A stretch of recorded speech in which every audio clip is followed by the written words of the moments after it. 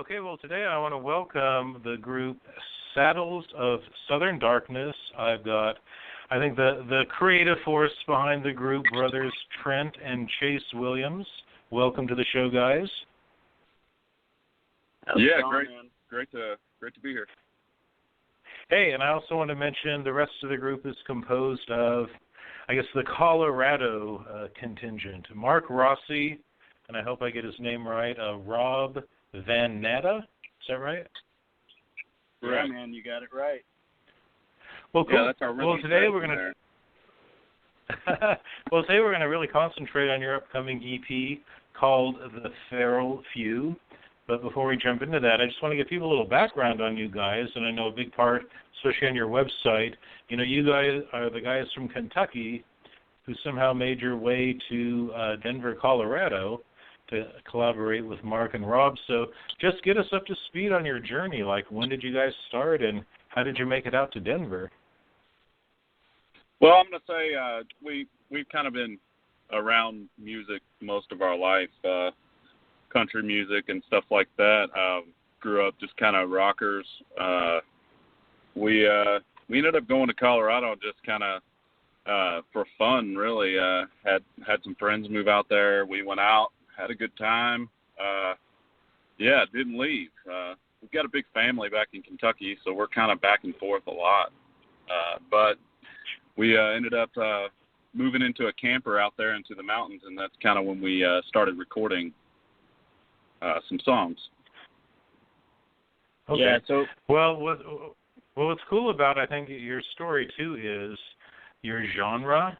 Maybe you can expand on that. And I'm still trying to figure out what your genre is. I think the best thing I saw was you called it evil country. And then there's also that term, killbilly. Is like killbilly a genre? We actually don't know what genre we are yet either. We just try to create music. I try to create stuff, and we do as a group. We just try to create music that we would enjoy. So and we enjoy a lot of variety of music. So there's a very wide combination. I feel like even describing it as heavy metal honky tonk, would sum it up pretty well. But I would also even sum it up with Southern Gothic music. I think Southern Gothic is a good, yeah. Well, Southern Gothic, especially on your music videos, that really comes through strong, the Southern Gothic feel. That must be the Kentucky side of you guys. I think that's what we were going for. Definitely try to bring to light some of the more backwoods theme. I think the whole, the Western thing, it's definitely more of a theme, or especially Killbilly. I think it's more of an idea than a genre, really. Yeah. Right. Well, so for each of you, what does Trent play? What's your instrument?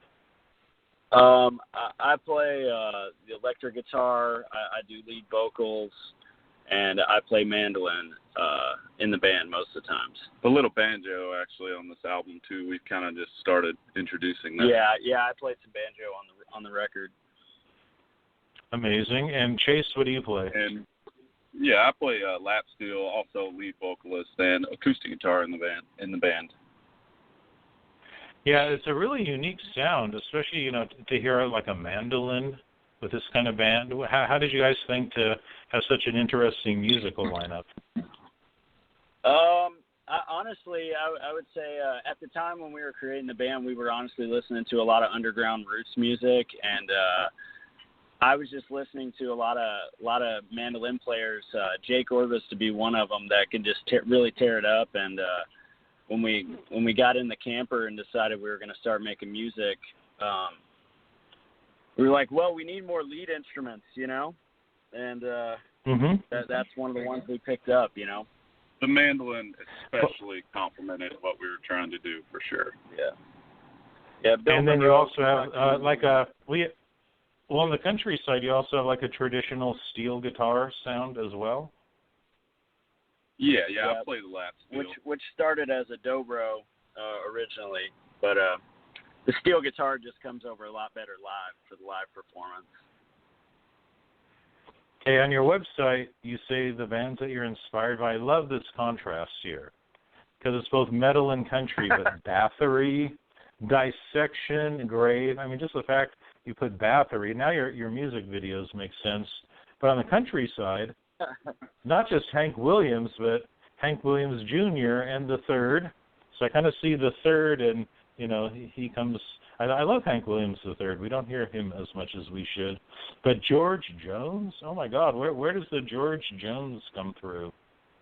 Well, like Jay said in the beginning, our roots are very country music. Our family's been around country music our whole life, and I've been listening to my grandpa sing Johnny Cash and Hank and all these songs, George, especially our whole lives. So it's George Jones is a big influence for me, especially. I think he's amazing.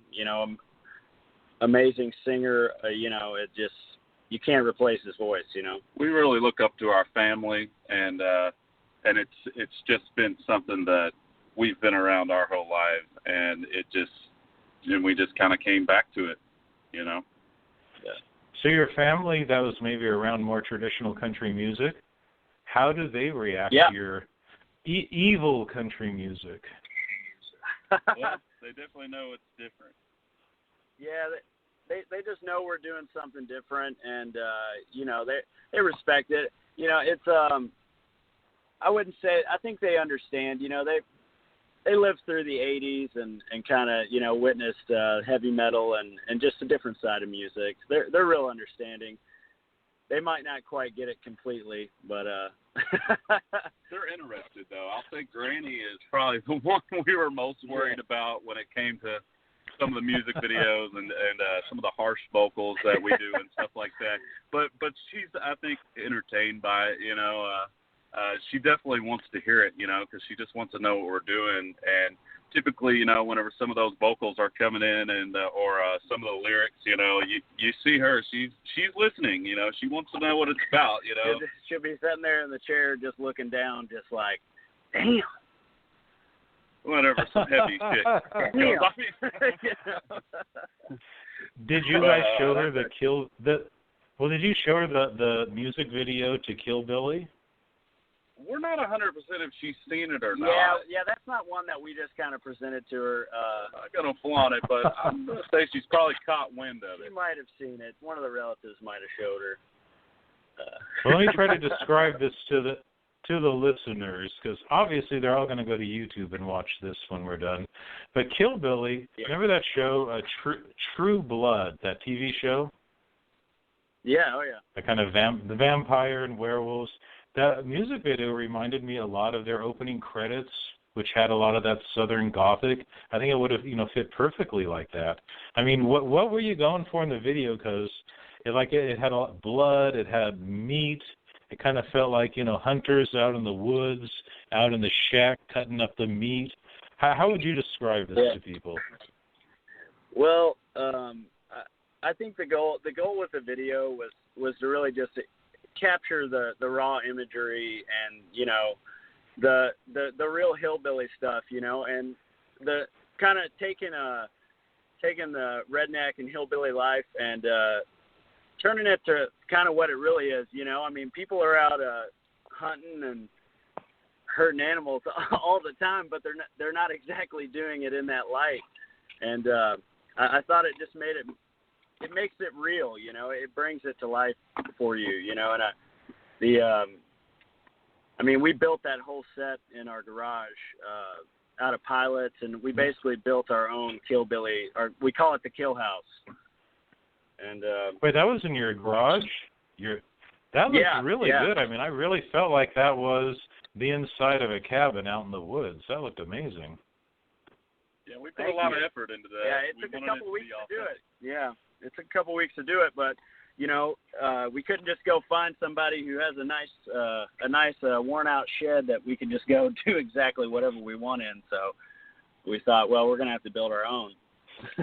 We had a lot of fun with it. Well, did you guys? Hillbilly horror.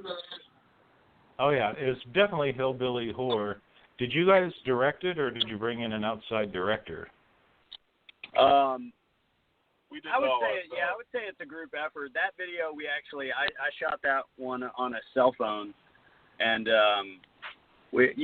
Wow. was just a lot of experimenting. And I've always wanted to make videos, and figured, well, we might as well give it a shot and try to save some money on paying somebody, And We're movie guys. I feel like it came out pretty good, We're very influenced by Rob Zombie.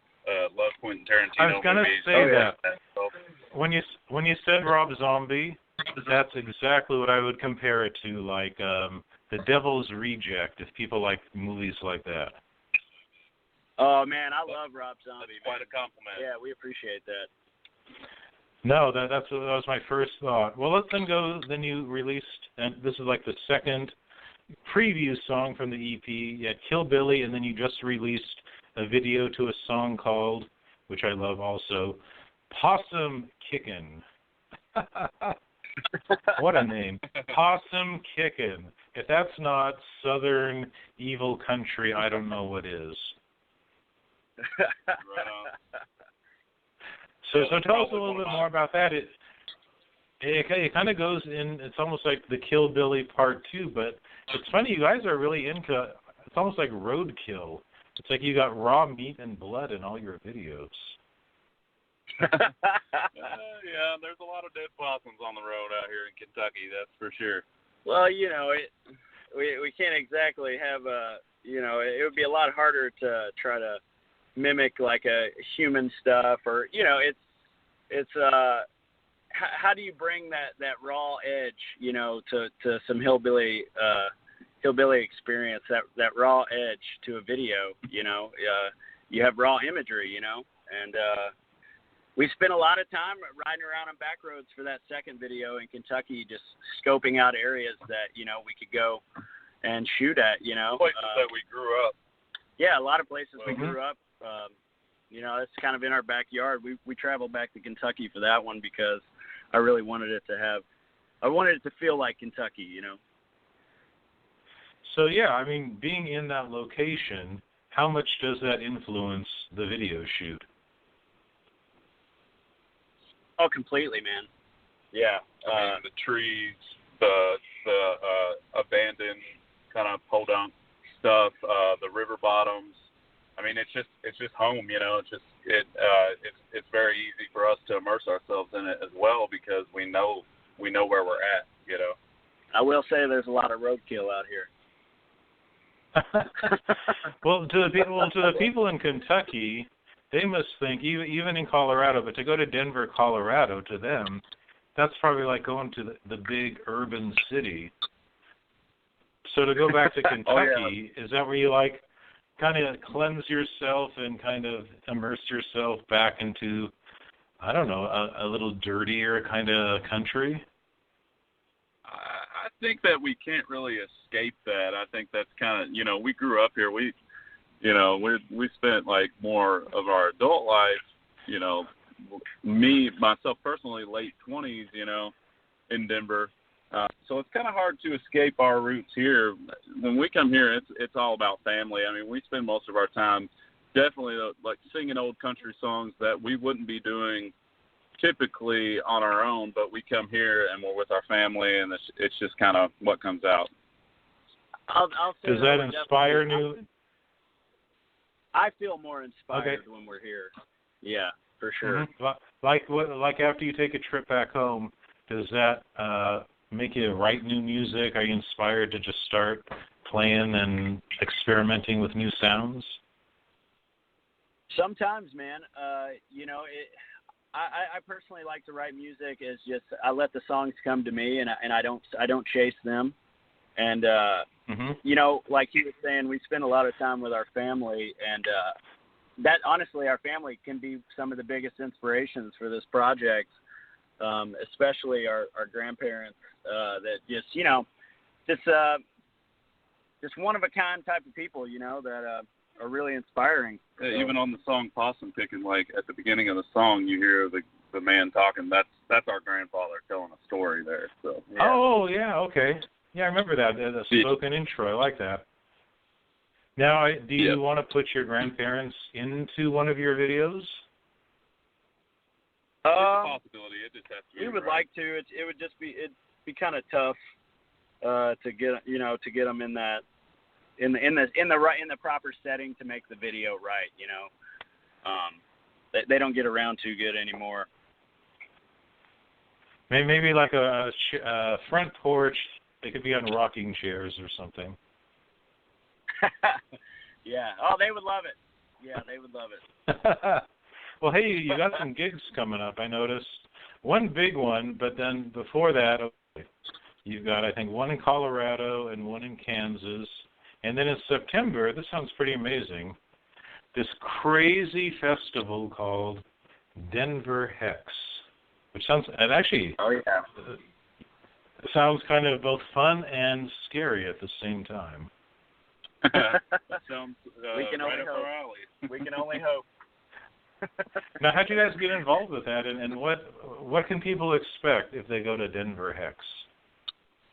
Denver Hex is it really seems more like it's a metal festival, and we're quite good friends, and we've kind of worked our way into the metal scene in Colorado, and we're real good friends of the guy who's booking that festival named Danny Sachs, and he just hit us up and asked us if we wanted to play it, So we were like, hell yeah, of course we'll play,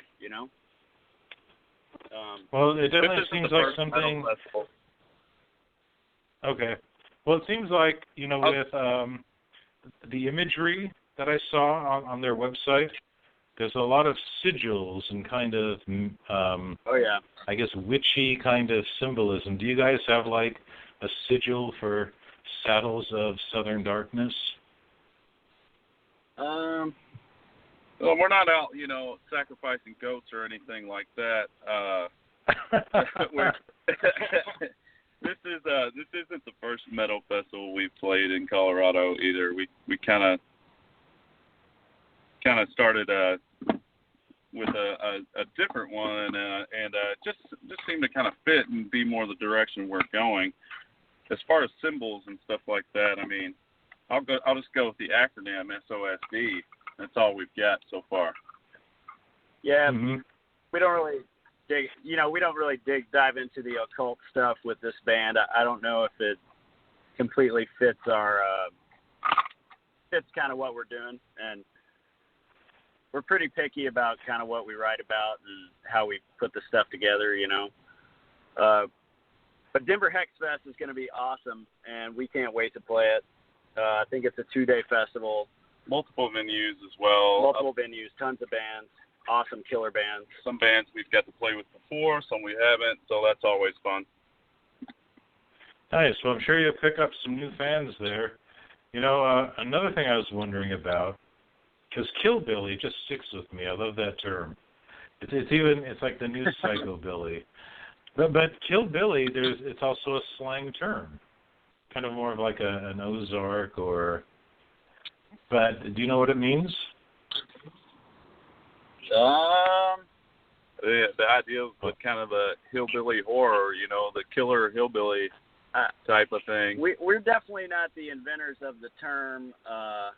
There's I think there's quite a few other bands out there who have definitely used the term killbilly before.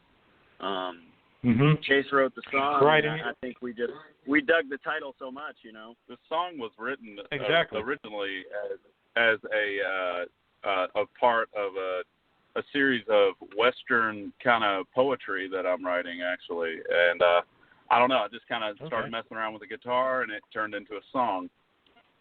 Yeah.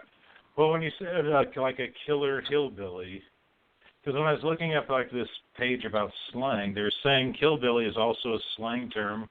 It's like, some crazy old mountain guy on his front porch with a rifle that's kind of very trigger happy.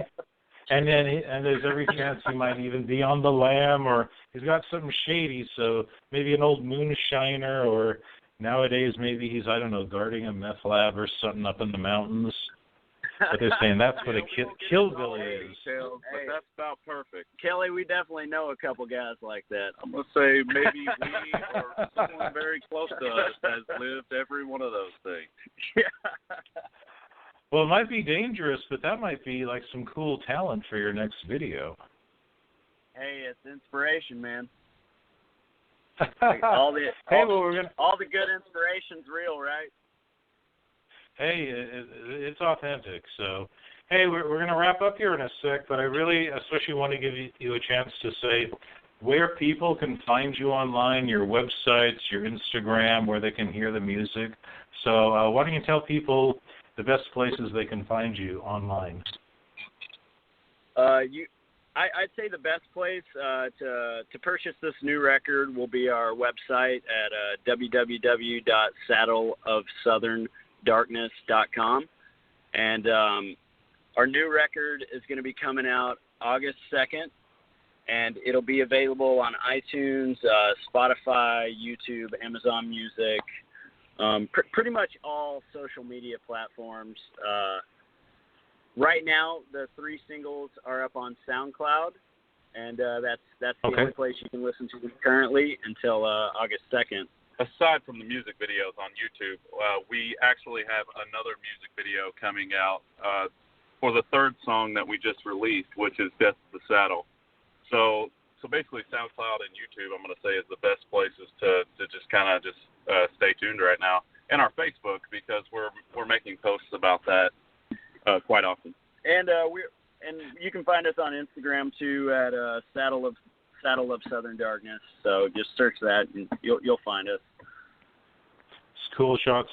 Now, in addition to those 3 songs, are there going to be any other songs on the EP? Yeah, there's 3 more. So it's a 6-song EP, and yeah, man, we put a lot into all these songs, so I think all of them are great, and I think people are gonna love them. It'll be available digitally. We're doing vinyl and CDs as well. So yeah, and you can pre-order the CD right now at our website. I'm gonna say vinyl's the best way to go. It's kind of what I'm into, but yeah, it's just cool to hold it. Yeah. Even I don't know, opinion. So are you going to have a vinyl release of this? Yes, we will. We're currently waiting on we're approving the test press, and then once they're in production, we'll start pre-orders and stuff like that on our website. And I'll tag it once again, saddleofsoutherndarkness.com. So they go to the website for the vinyl when that comes up, but on August 2nd or before, iTunes, Amazon Music, all the popular music download sites.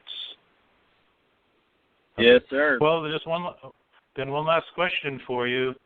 When you hit the road and you get your momentum after Denver Hex, what would be your dream band to tour with? That's tough. I'm just going to go shoot for it. I'm going to say Rob Zombie. I think that would be amazing. Nice. If Hank 3 were to tour again, that would be great. Yeah, if Hank 3 ever wanted any opening bands, we would sign on tomorrow. Hey, if you put it out there, it'll probably come true, so go for it. Hey, I really appreciate you guys taking the time out to chat, and I wish you the best success with the Feral Few. Yeah, awesome. Thank you. Thanks, Kelly.